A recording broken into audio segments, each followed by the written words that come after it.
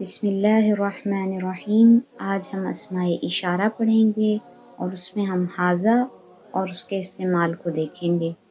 حاذا کا جو لفظ ہے وہ یہ کا معنی دیتا ہے عربی زبان کے اندر، اور قریب کی چیز کی جانب اشارے کے لیے استعمال کیا جاتا ہے۔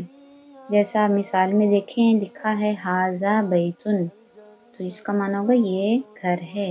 حاذا مسجد، یہ مسجد ہے۔ حاذا باب، یہ دروازہ ہے۔ حاذا کتاب، یہ کتاب ہے۔ حاذا قلم، یہ قلم ہے۔ حاذا مفتاح، یہ چابی ہے۔ حاذا مکتب، یہ میز ہے۔ حاذا سریر، یہ چارپائی ہے۔ حاذا کرسی، یہ کرسی ہے۔ تو یہاں حاذا کا مراد ہوا یہ۔ گرامر میں اس کو مرکب اشاری کہا جاتا ہے، جو کہ اس میں اشارہ اور مشار الیہ سے مل کر بنتا ہے۔ جیسا کہ آپ نے بھی پڑھا حاذا کتاب، تو اس کے اندر حاذا جو ہے وہ اس میں اشارہ ہے اور کتاب جو ہے وہ مشار الیہ ہے۔ مشار الیہ سے مراد ہے کہ جس کی طرف اشارہ کیا جائے۔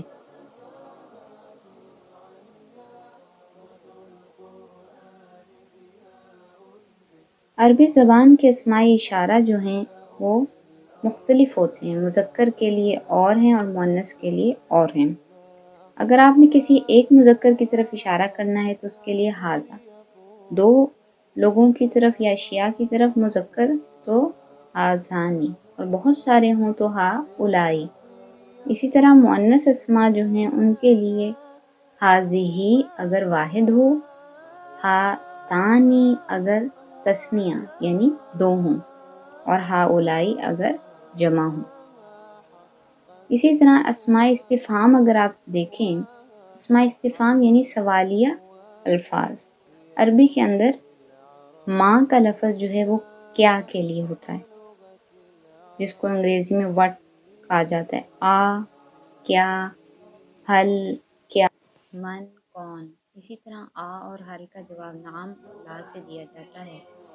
اب ہم حاذا اور ما یعنی سوالیہ جو ہم نے بھی پڑھے ہیں الفاظ، ان کا مل کر استعمال دیکھتے ہیں۔ لکھا ہے ما حاذا، تو اس کا معنی ہو جائے گا یہ کیا ہے۔ ہم کہیں گے حاذا بیتن، یہ گھر ہے۔ احاذا بیتن، یہاں پر آ سے مراد ہے کیا یہ گھر ہے؟ نعم، جی ہاں، حاذا بیتن، یہ گھر ہے۔ ما حاذا، یہ کیا ہے؟ حاذا قمیص، قمیص کہتے ہیں قمیض کو۔ احاذا سریر، کیا یہ چارپائی ہے؟ تو اس کا جواب پھر لا میں دیا، لا نہیں، حاذا یہ کرسی، کرسی ہے۔ کیا حاذا یہ مفتاح، چابی ہے؟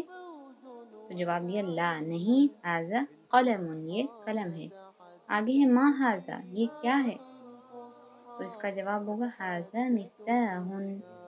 آگے ما حاذا، یہ کیا ہے؟ حاذا کتاب۔ پھر آگے سوال ہے ما حاذا، یہ کیا ہے؟ حاذا قلم۔ اب آگے بتائیے ما حاذا یہ کیا ہے؟ جی ہاں، بابن، حاذا بابن۔ ما حاذا آگے کیا ہے؟ بیتن، حاذا بیتن۔ ما حاذا یہ کیا ہے؟ حاذا کرسی، یہ کرسی ہے۔ اس کے بعد کا جو استعمال ہوتا ہے وہ کیسے ہے؟ کیا حاذا یہ بیتن، گھر ہے؟ تو جواب میں لا میں دیں گے نہیں، حاذا مسجد۔ آگے ہے احاذا مفتاح، کیا یہ چابی ہے؟ لا نہیں، حاذا قلم، یہ قلم ہے۔ آگے من کا استعمال دیکھیے، من سے مراد ہوتا ہے کون۔ من حاذا، یہ کون ہے؟ تو جواب میں دیا حاذا طبیب، یہ ڈاکٹر ہے۔ من حاذا، یہ کون ہے؟ حاذا ولد، یہ لڑکا ہے۔